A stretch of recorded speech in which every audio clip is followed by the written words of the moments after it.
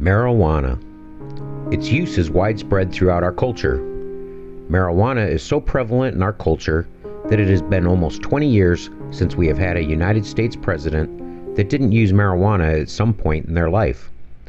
Bill Clinton was the first U.S. president to admit to trying pot. President Clinton admitted to possessing cannabis, but he wouldn't admit to inhaling it or liking it.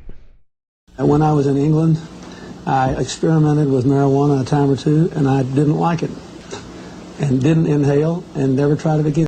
Many people don't want to believe that George Bush used cocaine and marijuana. When candidate Bush was asked about his past drug use, he refused to answer the questions about the indiscretions of his youth, preferring to say that they were irrelevant. The answer to whether he had used marijuana was no longer open to debate when one of his advisors, Doug Wead, released tapes in 2005 that he secretly recorded of phone conversations with George Bush when he was a presidential candidate. You want your little kid to say, "Hey, Daddy, President Bush tried marijuana. I think I will." No, I don't. You don't want that, do you? No, I don't want it. Well, that's the message we've been sending out. I wouldn't answer the marijuana question. Barack Obama was the first U.S. president to openly admit to inhaling marijuana. You asked other presidents that were running, did they inhale? I did.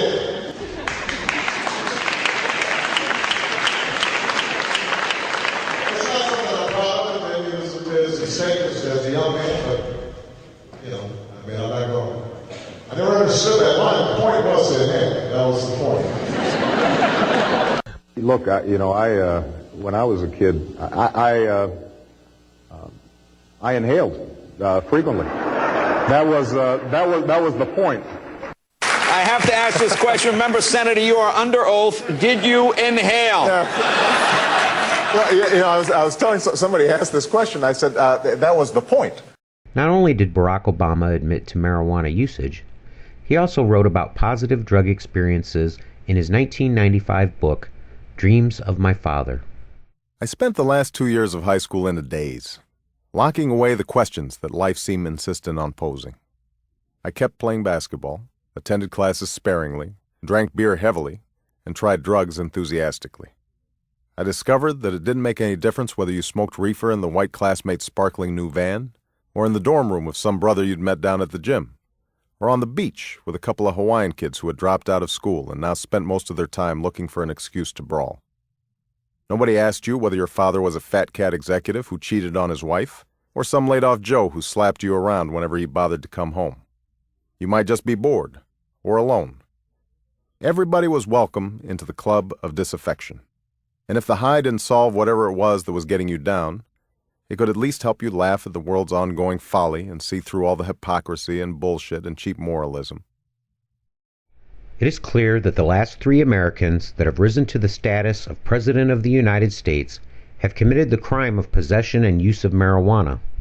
Marijuana use is so common that the National Institute on Drug Abuse says that as of 2003, more than 94 million Americans have tried marijuana at least once.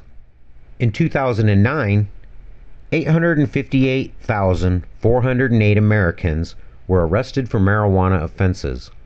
Not only do those arrested face imprisonment, they also face a criminal record that will remain with them for the rest of their lives and will be the basis of discrimination in housing, education, and employment. When filling out an application, the question is not, "Have you ever used marijuana?" The question is, "Did you get caught?"